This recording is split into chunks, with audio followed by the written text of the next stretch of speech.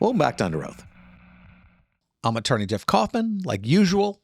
Sitting next to me is comedian extraordinaire, James Young. I like that. Comedian extraordinaire. Thank you for that, my friend. I mean, when you think about it, everyone has their thing. Uh-huh. So they have the picture, and you could be that zany face, you could be the serious face. Yeah. It could be a lot of things. I mean, when you put your stuff out there and you're going to go, I'm known as... so when you're trying to sell yourself, a single line, remember, because we know a guy, are you comfortable? There are some guys who have their thing. That one thing is their thing, and you know that's that comedian. Exactly. Gotcha. So if you had to say something without spoiling like one of your best bits, and you want to describe yourself, what kind of comedy do you do, James? I would say this. I'm not a doctor, but I played that with my wife. Okay. That'll work. Thank you for letting me do that. I always say, when I say I'm a lawyer, Yeah. they go, oh, is he going to just do lawyer jokes the whole time? And you know what? I give you a lot of credit because you can touch on the law, but most of your stuff's not about being a lawyer. It's about being relatable. It's about stuff that people go through that they can relate to. I choose not to remind people that they hate me. Because you think everybody hates lawyers, Oh, they man. do. They do. Until they need one. Yes. Until they need one. No, they go, what do you do for a living? I'm a lawyer. Can I tell you something though? Can I just say this real quick? I like writing stuff down now. That's one of the things I learned from you, right? There's a joy that you feel that, like, I've drank, I've done certain drugs, I've had some pretty good sex in my day. If my wife was being honest. I talked to her the other day. But there is a You're joy. a much better cook. Thank you. Just saying. She kind of looked at me and goes, I don't know about that, but he makes a great meatloaf. Thank you. Thank you so much. But I would tell you, after doing all those things, having drinks, having drugs, having some good sex, every now and again, there's no joy like crossing something off a list that you have completed. There's an endorphin rush that people get. Yes. And it's a fact. They've tested it. It's you true. feel better when you finish something. Yes. But when I talk about the system I had, because I've gone through a lot, and people go, well, how do you do that? I said, you have to have a good system. Yeah. There are people I know who are the most incompetent people in the world, but they have a great system that protects them. That's right. So if you're semi-competent and you have a good system, you do a lot. You can achieve a whole lot. Yeah. Yes. There you go, man. I wonder, I've been white a long time. Really? How long? A long time. Okay. Yeah, about a half a century. There you go. Yeah. I remember, I think when you first realize you're white. Wait a minute. Are you coming out as white? Yeah, I'm coming out. I realize I identify as white. Hold on. I got to get a couple things before we do this, like some avocado There's toast. some privilege. There's some privilege. I get that. You know, anytime I walk in the bank, I'm not the first person somebody looks at. No. So I get that. No. But at the same time, there are things that I realize I can't do. Like what? I'm not cool. I can't dance. I can't, But do you think that's nothing is sadder than watching a whole room of white people do the chicken dance. That is pure entertainment for us. I would tell y'all right now. I mean, for black folks, seeing you guys dance, chef kiss. We love it. I mean, I just saw Sinner, and I want it to be remade. Why? I want every cast member to be white. And it goes from being this horror movie to one of the scary movies. You know what I mean? Are you guys brothers? No, we are actually just cousins. We're just cousins here. We're just cousins. Cousins, my good man. You're right. Yeah, it'd be different. It'd be a lot different. It'd be really different. Yeah, the white people go, no. Can you come in?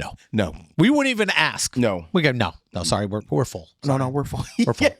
Come back tomorrow. Tomorrow, make an appointment. There'd be nowhere going into the woods, going to the bathroom. No. I love that. I'm not going into the woods. Can I come in? You know what? I would, but it's after 9 and my HOA has certain rules and guidelines. You guys can't come in. Do you got references? References? Yeah, no. Sinner would have been like, I don't know. It'd be like 20 minutes long. White chicks. Yeah. It'd be over.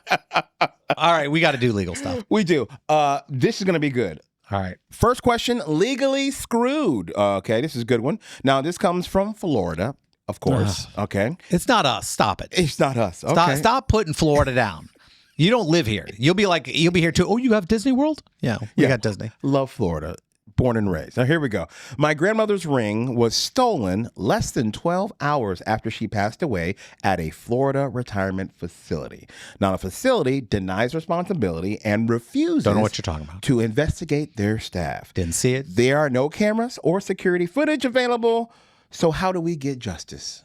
Anytime you hear a story, I think every lawyer should have to do criminal law. Should have to start off working for the public defender's office, state attorney's office. Okay. Because the first thing we do is we hear the story. We don't automatically go to the law. We go, okay, what's reasonable? 12 hours after they died. So somebody saw her with the ring when she died. Mm-hmm. Okay. And that's where the time starts. Mm-hmm. Okay. And you're going to go, well, she had the ring last time I went to visit.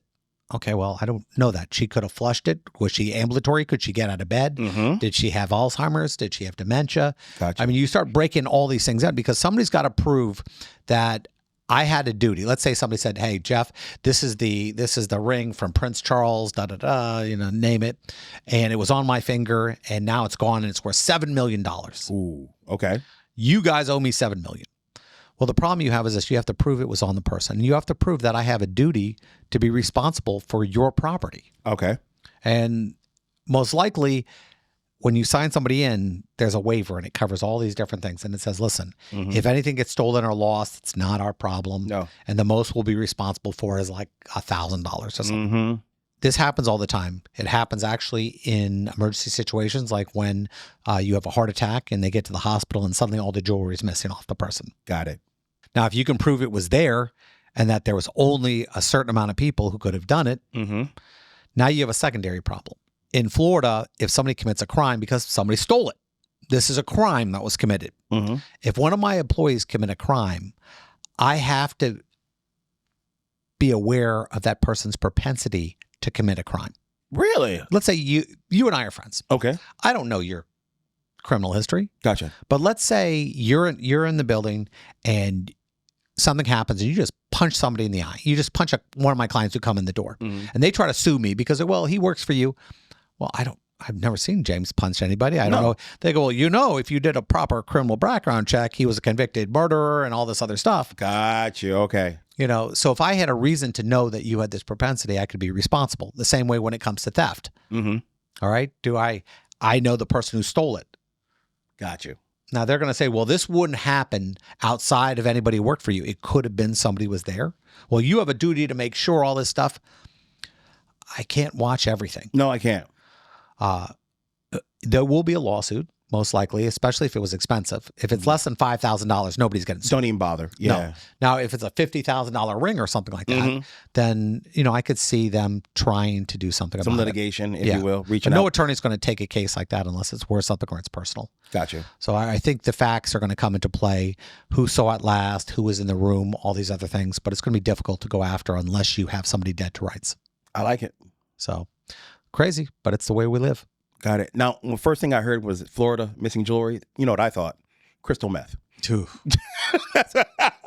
Somebody was breaking bad. That's what I thought. Yeah. So you could tell you're around because, the cool guys just go meth.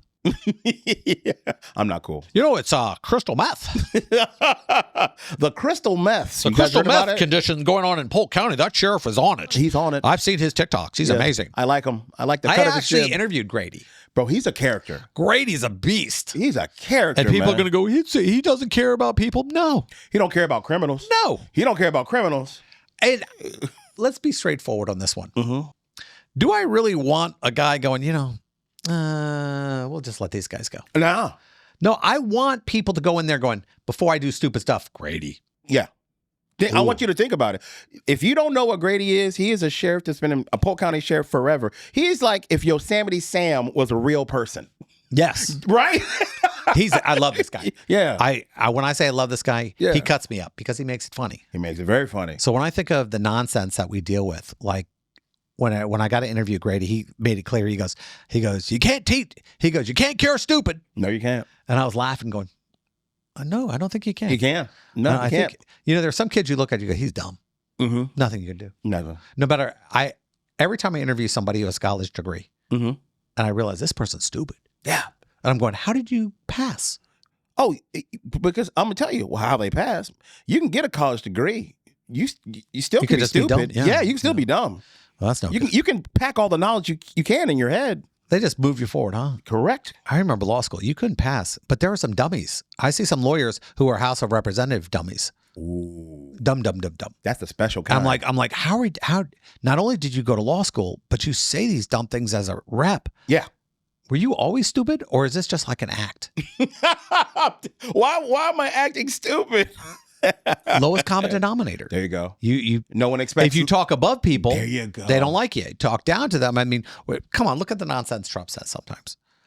He says some crazy crap. What? Surely you jest. But he does it on purpose. So all you know, I want you to know right now, I'm revealing this. Okay, everybody pay attention right now. You're being screwed with. Yes. It's this simple. Our president wakes up at about 5 o'clock in the morning. I'm going to give you his day. He writes down 5 things that he knows are the craziest things he can possibly say or do. And then he puts it out there. And then he gets to spend the other 12 hours of his days just signing and doing stuff, because nobody's going to care about what you're doing when you said all this crazy stuff that is taking up the news cycle. At 8 o'clock, he eats, but he has everyone. He works through those dinners, and then he goes to bed at 10. Yeah. So he does like these 12-hour, 17-hour days. Yes. And makes people crazy so that it's a magic trick. Look over here. Look over here. Look over here. I called Rosie fat. Nobody noticed that He wakes up in the morning. What can I? They're eating the cats. They're eating the cats, eating the dogs. And you know when he wrote that line, he was going, they're going to love this one. oh my God. Oh, Hannity's going to eat this up. Oh, there. He goes, I'm going to say that. And here's how you know it's perfect. When he says something so crazy, Yeah. we repeat it years later. Oh my gosh. It's still Yes. on the news cycle. Yes. They're eating the cats. They're eating the the dogs. dogs. Oh. Okay, now there are people out there that hate him and people who love him. Yeah. I'm going to be honest with you. It's entertaining. He is entertaining. I mean, I ain't going to lie to you. They're going to go, our country. 4 years from now, we'll still have a country. Eh. And we'll still be finding reasons to be bad. And I want you to know, 5 years from now, I'm going to be doing stand-up, and I'm going, they're eating the cats. They're eating the dogs. There you go. This is not a political stance. This is a where I'm at in my universe stance. Amen. 2 attorneys arguing. Freedom of speech. The question we get is great. It's a great question. Because I'm looking at it going, why do we work so hard to upset other people? That's what freedom of speech is. It's fun. The freedom of speech, the big issues we always have is it's always about somebody trying to upset somebody else. And we go, this country is so great that we get to troll each other. We get to troll each other on purpose, and you can't do nothing. It's a little funny. Nothing. Okay. It's a little funny. Minnesota. To watch people squirm when you exercise your freedom of speech. Okay. It's a Minnesota. Minnesota. I have a neighbor that's been causing problems, and I decided to make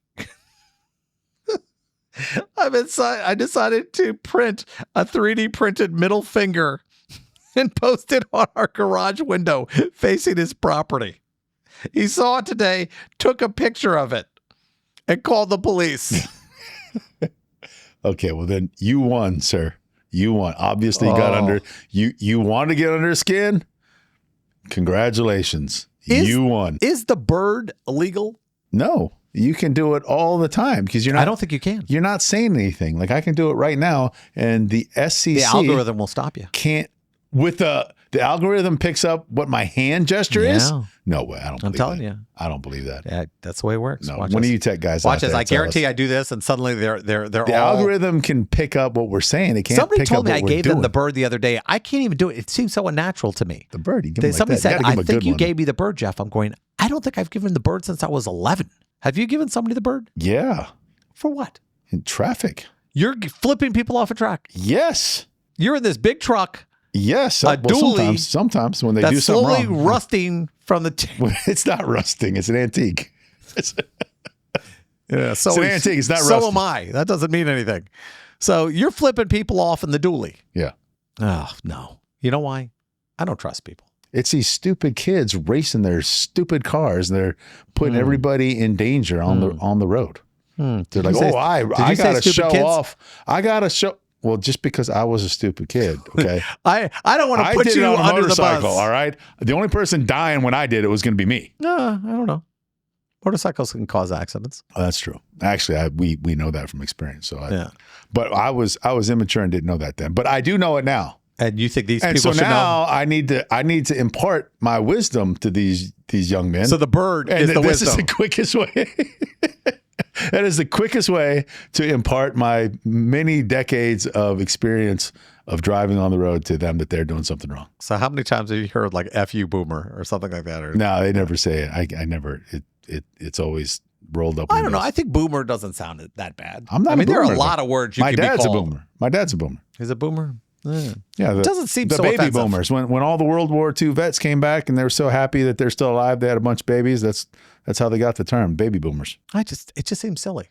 It doesn't seem like that offensive to me. Relax, boomer. Speaking of freedom of speech, that's right. We've never had. Do you know that we've never had true freedom of speech. We've never had free speech absolutists that has never existed, and it's never existed because we have standards and rules and laws and case law that says, hey, no, this is not freedom of speech. For example, freedom of the press is not absolute. What do you mean, Jeff? You could be sued. You could be held responsible for saying things that are so absurd and meant to harm. It's not an absolute issue. For example, also protecting your source, not absolute. Being able to scream whatever you want, whenever you want. Nope. In fact, we enhance our crimes based on what we say while committing the crime. It's a hate crime now. Yeah, it seems like that whole category, though, I've got a problem with. I know. If it's illegal, it's illegal. That's because you're from South Dakota. If who cares? Who cares what your mental state is while you're doing something illegal? If you're doing something illegal, you should be punished for doing the illegal thing. Heat of passion? Yeah, if you do something that illegal, minimizes you should be the punished. conduct, though. Well, that heat of passion is a mitigator to. You said how you feel at the time. Right, but you shouldn't categorize the crime as a more serious crime because of what's being said while it's being committed. But we lower the level of a crime. No, we based on your lower the passion. punishment. Exactly. We don't increase the amount of the level of the crime, rather. But we are choosing to alter something based on how you feel at the time. And the standards of society at the time, too. Okay. So. Which I'm going back to my original point. There's no reason to have hate crimes. You have a crime, punish the crime severely. I think the enhancers keep people from, let's just say, there are people out there who have issues with, there are people out there who really get violent against other people that are different from them. And I think that should be an enhancer. That's why I don't have a problem with hate crimes. All right. So if I beat somebody up for being Jewish, okay, or if I beat them up for looking at me the wrong way, different. Okay, it shouldn't be. I should get in trouble. I should get in as much trouble for me beating somebody up who's Jewish as I've beaten somebody up who's looking at me the wrong way. They should both be severe. I should be handled very severely. Battery on a person over 65 rather than regular battery. See, I think that's not the same kind of crime. It feels like it. It feels like we want to protect somebody. That person's particularly vulnerable. We want to protect them more. They are particularly pregnant vulnerable. Woman. So you're saying if I beat up a guy who's 65, then your argument is, well, Craig, if you're being logical, that should be the same crime as beating up the guy that looked at you wrong. Exactly. No, that can't be. We got to protect. So you decide who you want to protect and don't protect. Quit making a good point. I hate it. See, welcome to two attorneys arguing. See, the hardest thing about being a lawyer is most of the time you became a lawyer because you were kind of douchey growing up. I wasn't douchey growing up. Yeah, people always say to you, you should be a lawyer. You probably were douchey I was growing douchey. up. I admit it. I was a pain in the ass. I was in the Army at 17. Of course I was a pain in the ass.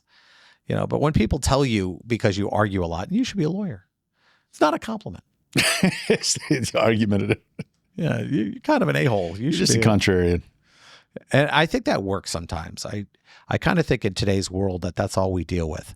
What I don't like is the screaming person, the screaming arguer who just starts calling people names. I can get louder than you, and that means I'm right because I'm louder. Or they bang the things in your face when you're trying to talk, and they just do this really disrespectful thing. And I think it flows from one thing. I know I'm not right, but I'm morally right. I want to stop you from proving to everybody that I'm wrong or that you were right. So I just keep you from talking in My the first words place. are love. Your words are hate. That's so easy to say, though. I know it's bad. It's just so easy to say. I hate when somebody tries to. And that's why you should never be able to stop people from saying true things. It's tough. Do you agree? Even with the standards, even with the morals, even with the laws that we have in place, never should be able to stop anybody from saying true things. Now I've got a hot take. I disagree with state rights. You disagree with state rights? Yes. I think most issues are pretty clear no matter where you are in the country. Abortion. Why do we consider a life different in Florida compared to Alabama? I think there has to be federal laws that cover the big stuff. Murder, criminal laws. Because the federal law doesn't derive its power naturally. It has to be given its power, and it's given its power from the states. The states all agreed, hey, individually, we're all going to come together and we're going to give the federal government certain powers. Here's the list of things that you're not allowed to take power over. You adhere to this contract, and we will let you have the power you need to do the things that we all collectively want you to do. Let me think about really why. I think originally... For the strength of the unity. You had to band together in the 1700s. Look at the map. Look at the map. 1700s. Yeah, look at the map back then. 1700s. Canada could have taken us over. Hold on. It took us 5 months for a guy to get from one part of the country to the capital. I'll be there. We got the meeting. Well, that's how it started. That's why it took how many years for everyone to sign the Declaration of Independence? I don't know. It took like 2 years. Weren't they all in the same room? No. I think they were all in the same room. No, that's a picture. They had to take this thing everywhere, and everyone had to sign. It took 2 years. I think it took like 2 years for everyone to sign. I was unaware. I thought my whole life I thought they all signed together. No, that's because there was a good picture with a bunch of old white guys. I remember the picture. You know, it reminds me of Hillary when they got Obama, where she was just sitting there smiling, like she was in the room. You know, but no, it took a long time. And I think we were so separated that we had to break things up that way, but we're not anymore. You can get anywhere in the country in 5 hours, other than Hawaii and Alaska, anywhere in 5 hours. Oh, so and why does that have to do with what the state rights? Because we're more connected than we were before. There was no reason for DC to worry about what was going on in, let's say, Iowa or California. It was just far away. You didn't really think of it back then. But now that we're all connected, I think certain things are universal. How we feel about abortion, universal topic, not the Alabamians feel different about it. So you want one gigantic state. Yes. The United State. The United States. The United State. The United State. And we all are on the same team. Not Team Florida, not Team Alabama, not Team California. But don't you think it's worked out better for us? I don't know. Look at the countries that are all one giant state. How many years have we been doing this? About 300? A little less than 300? 1776? Yeah, less than 300. Okay. China? How long have they been around? Long ass time. Man. I think they were around before Jesus, weren't they? Yeah, they might have been around before BJ, before Jesus. Oh, you shouldn't use that one. That's an abbreviation Jesus? We shouldn't use. I think it's BC. Yeah. Now we know why. You know what BC. Be careful. Be careful. Yeah, there are a lot of countries before Christ. And China was definitely one of them. China, Japan. Was Japan around before Christ? Yeah. I don't know. Yeah. Definitely before. My world history is a little suspect. Definitely before us. I mean, we've lasted about 300 years. Doesn't guarantee we're going to make it another 50. I mean, who knows? I mean, we think we have a pretty good shot. Well, we became the greatest country in the shortest amount of time in the history of the world. The greatest country? Compared to what? Powerful, the most powerful. Rome? We have more influence than Rome ever did. Rome was bigger than us, right? Percentage-wise on the known world Russia's at the time. Bigger than us. Maybe, but none of them have the kind Isn't of Russia power bigger than us? China? Geographically, sure. India's bigger than us. I don't know. Oh, yeah. But none of them are as powerful. None of them is why are you detracting from the point? We got good stuff. We're the most powerful country in the world. Do you not agree with that? You know what I'm thinking? Possibly right now? No. You know why? Because we have judges all over our country shutting down the government. No. They got overturned. They all got overturned. We have now figured, no, not all of it. We now have judges in podunk nowhere who think they can make policy for the whole country. And that's what happens as you get bigger and you dole out more case law and more rights, things get a little weird. And that's what's happening right now. It's a quagmire of bureaucracy. That's what happens. I mean. Yeah. The bureaucracy grows. And that's what we have going on right now. We have, okay, I want to do this, and then you have, I am driven nuts by people who are trying to tell us, first off, if you're a reporter, don't tell me anything. Don't tell me a damn thing. You are an entertainer, and that's it. You have no education. A reporter's Yes, a reporter is an entertainer. They're not supposed to be. They are. They always have been. Always had good hair and good teeth. Gotta be pretty. Walter Cronkite? Oh, he had good hair, man. He had the voice, and this is Walter. That's the way. And he was a big cheapo. That's the way it is. June 9th. And he wasn't a great dude. 1974. But I mean, all these guys tell us that stuff. And they get up there, they look us in the face. They shouldn't do this. I don't want an opinion by a reporter. Because why is your opinion more important than me? You don't have a status. You didn't do anything. You didn't earn this role. You're an actor. They put you in front because you're a good talking head. So why do I have to hear about you? Or the worst is random internet TikTok user. The hell are you talking about? Why do I care about you? What do you mean? Why do we care? Because we all want to be entertained. Those people that you're complaining about, they've got millions of followers. Millions of followers. You can't even believe. You look and hear what they sound like, and you can't believe that they have as many people following them as they do. Did you say the word followers? Yeah, followers. Okay, I want you, let's really put that into perspective. People who go follow. People who are entranced by you. It's a cult. I don't mean followers like, the disciples. No, they are. Taylor Swift has them. They all Swifties? have them. Swifties. Yeah. Come on, everyone has it. Trump has his. MAGA. Everyone's got their followers. People who will They're acolytes. march behind them. Acolytes. Oh, yeah. And getting back to it. All right. The printed What were we talking about? The printed bird that you have in your... Oh, yeah. Back to the printed bird. Yes. We have the absolute right to annoy each other. We support your right to do it. To troll each other indefinitely. But how about just be a decent neighbor? In the immortal words of my boy, Rodney King, can't we all just get along? Nope. Welcome back to Under Oath. Today we have actor and attorney Byron Mann. Byron, how you doing, my friend? I'm good. Thanks. You got a hell of a plan B there, man. I got to be straight with you. I've been a lawyer for like 28 years. You did the exact opposite that I did, which I love, man. Well, I got to qualify. I've never practiced. I just went to law school, which was many moons ago, and I've never practiced. So I'm not really a lawyer per se, but I did go to law school. I did read that you did take the bar, though. I did. I passed it, shockingly. Is the license still alive, or is it something you just let go? I decided after my first year in law school, and look, the story is I was intending to be a lawyer. I just didn't know what lawyers do. I thought lawyers give these impassioned speeches in court every single day, like they do on TV. I really thought that's what they did. And I thought, okay, well, I'd love to do that. So then I worked for a corporate law firm, a Wall Street corporate law firm in the summer, and I didn't go to court a single day.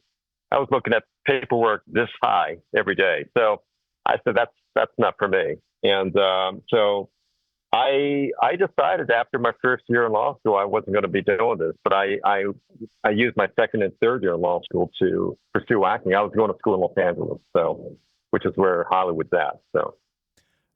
Hey, did you follow through for your parents or did you follow through for yourself? I actually hatched a perfect plan because, acting takes time.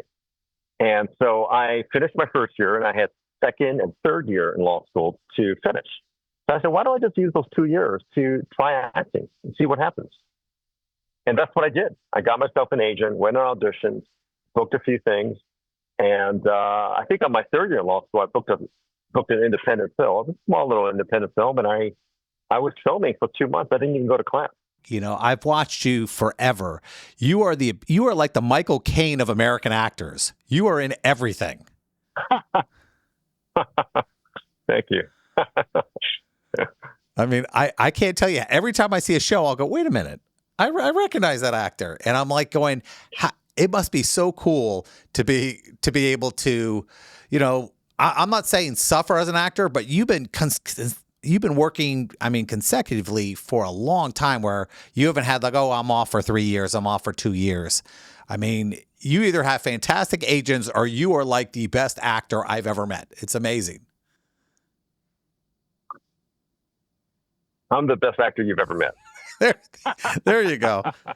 Now, you have a new movie out, and I love it because the basis of it, it's a Korean-American movie, and I was like going, I think a lot of people, they think because you're an Asian actor, you go, oh, well, just have him do this Korean movie. It'll be easy. I thought they made a mistake. No, first of all, this is not a Korean-American movie. This is a Korean movie. Do you remember that movie Parasite? Yeah. That won the Oscar? Like Squid Game, Korean content. There's made by a Korean studio. Korean stars are in it. The main language is Korean, filmed in Korea. So when they called my manager to offer me this role, I thought they made a mistake. I was telling my manager, I said, they know I'm not Korean, right? I don't speak a lick of Korean. And they, turned out, the story is about how a U.S. investment banking firm went to Korea and kind of did a hostile takeover of one of the biggest soju companies in Korea. Soju is the biggest national drink in Korea. It's like Coca-Cola. It's huge. Everyone drinks soju in Korea. So it actually happened in 2003 when Korea was going through a downturn economically. So I went to Korea had zero expectations. I didn't know what to expect. So I had one of the best times of my life, period. Incredible. Now, they've done that. That's happened before in your career where you had to learn Thai for a movie. But this seems like crazy where you go, okay, I guess, I mean, there's some similarities in the language, but there must have been a lot of work, dude. Well, turns out I don't speak any Korean in this film. I only speak English. And because I'm like an American investment banking guy who goes to Korea and starts to, manipulate the Korean protagonist in this film to kind of go through with the sale. It's kind of like, do you remember the Wall Street movie with Michael Douglas? Yep. Sheen? It's kind of like the Michael Douglas, Gordon Gekko, and Charlie Sheen's characters. That kind of a relationship.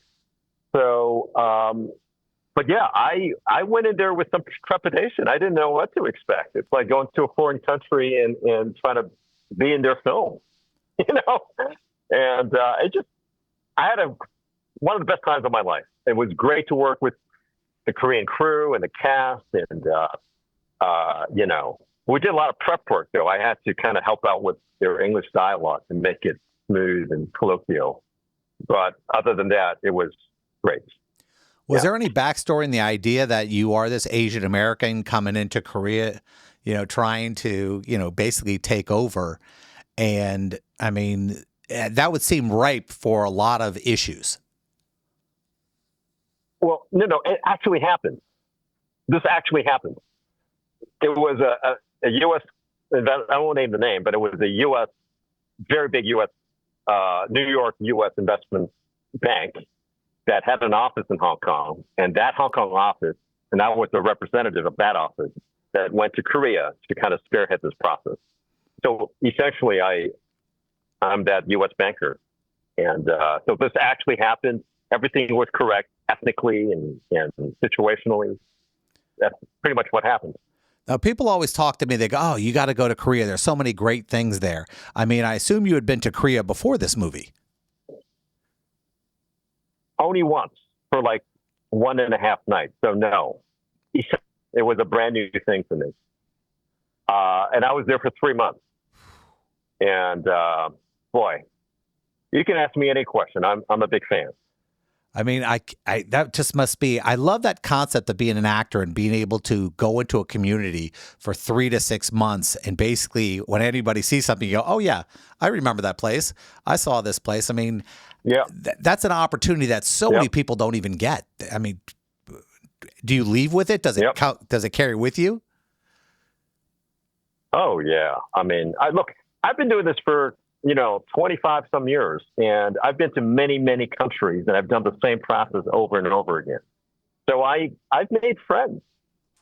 Some are in the film business, some are not in the film business, in a lot of different countries all around the world. And it's a blessing, man. I mean, I can't tell you. It gives you a worldview of the whole world. The whole world is bigger than just California, so to speak, or America. The whole world is very big, right? So lots of different people, different beliefs, different religions, different practices, and so Korea was one of them. It was an experience. I think I ate Korean food for lunch and dinner for 3 months. Great.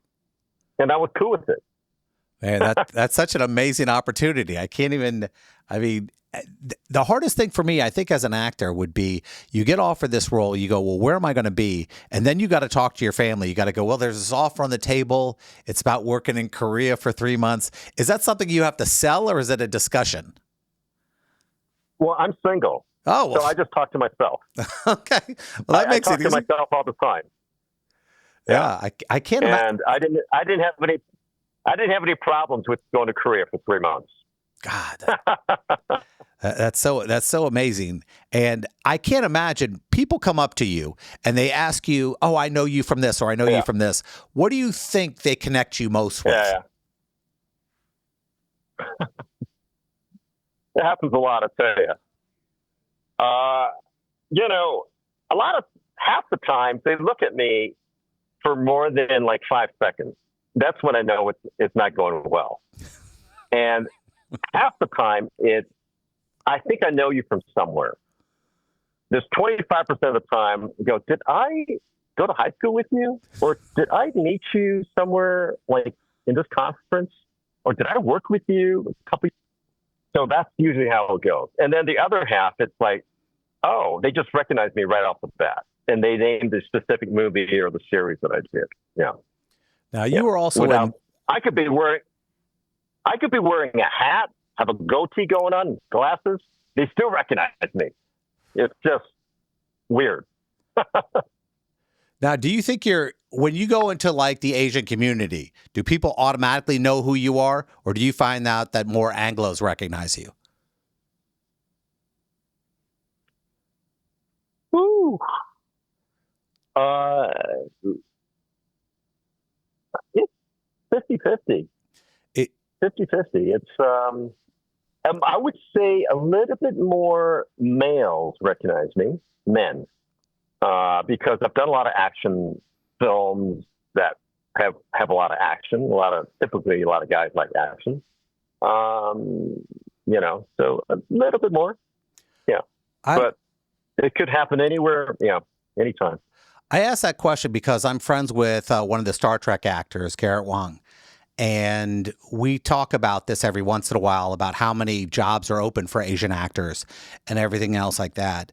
And how important it is for the Asian community to have a face to be able to go, see, he's made it, so I can make it, and everything else like that. And how important is it for you to know that you're out there doing so much work to open the doors for a lot of other people?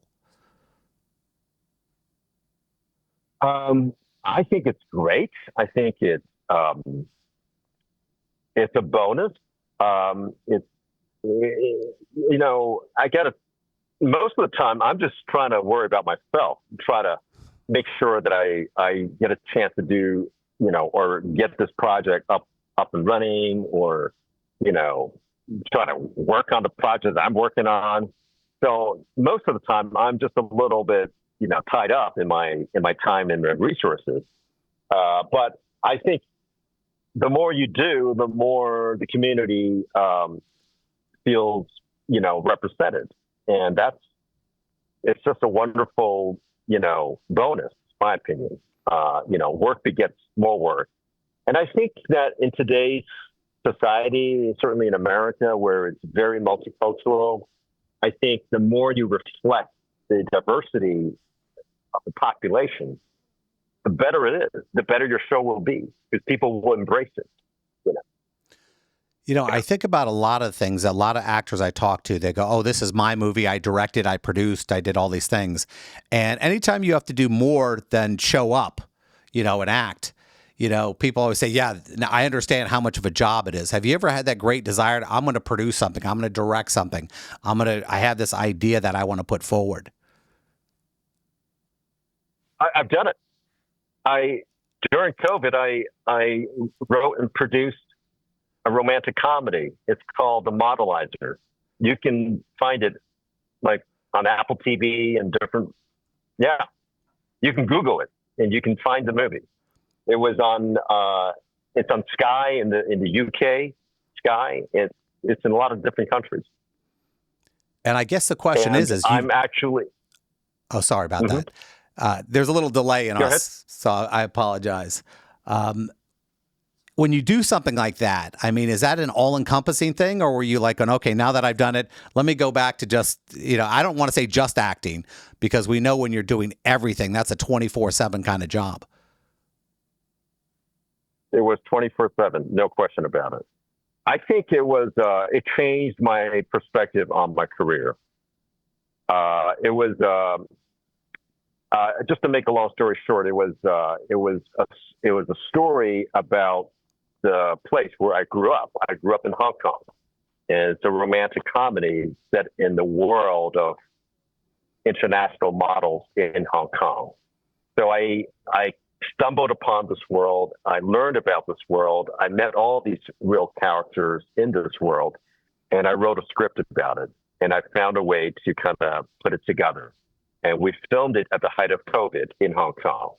And 2 years later, the movie was sold to Vertical, which is a major U.S. distributor.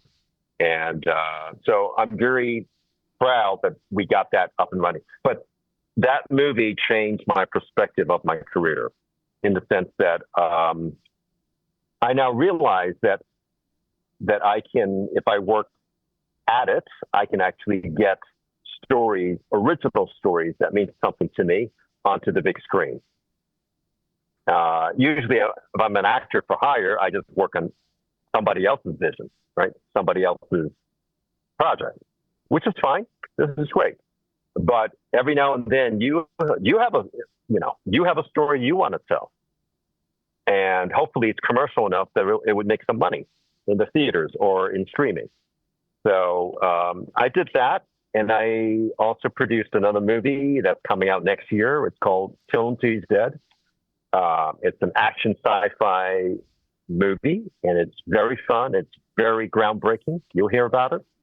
And I'm about to do my next thing right now, actually, as we speak. But I'm going to be mum about it because we're not there yet, but very soon we will.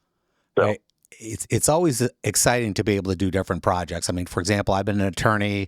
I've done some acting. I got a lot of stand-up. I write comic books.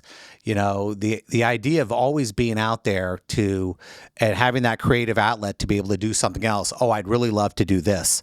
And one of the things I ask actors and other celebrities and athletes is there are these downtimes we have. And some people, it's tough to pull themselves out of it. Now, being that you've been in this industry a long time and you've had ups and downs, what do you do when you're sitting here, little depression sneaking around the corner, and you're going, God, I feel like crap today. This is what I'm going to do to make myself feel better. I would work out. I was told by someone who owns a gym, and he said, he's a very close friend of mine. He says, if you're depressed, go work out. No one who, after a workout, feels worse than when they started working out. No one. So actually working out releases endorphins, which is a happy hormone, and makes you feel better. Go work out, be with friends and family, spend a couple hours every day working toward your goal. So it's just understanding things that you want to move forward with and feel good about yourself, which I like that. Some people use religion, some people do different things. So that's the first time anybody's ever said work out, which I actually love. It's a new thing. I appreciate that, man. I think it's true. Yeah. It's hard to get yourself to the gym, but once you do it, 2 hours later, you would feel better. Just physically, you'll feel better. Well, we've got about 2 minutes left. One thing I like to ask actors are, how they like to be directed. Some people say, hey, listen, let me do what I want to do. And others say, no, I want you to make it clear what you want from me. Oh, I want them to make clear what they want from me, because I'm there to serve their vision. It's not my film; it's their film, right? So I want to go there and give them something that they want, and then some. If I can do those two things, I'm golden, But first of all, I need to understand what they want, and a lot of times it's the misunderstanding of what they want that causes problems. But if I understand what they want in the scene, for the story, for this character, then it's all smooth sailing usually. Yeah. Well, the last question I'm going to ask, and it's always a selfish question I ask. I have a daughter. She's 18 years old. She's in theater school. She's working on a BFA in theater at Florida. And I always ask this question about auditioning. When you go into an audition, what's in your mind about getting that role? Well, first of all, it's self-tape these days, so you're self-taping at home or wherever you're self-taping. But I think the process is still the same.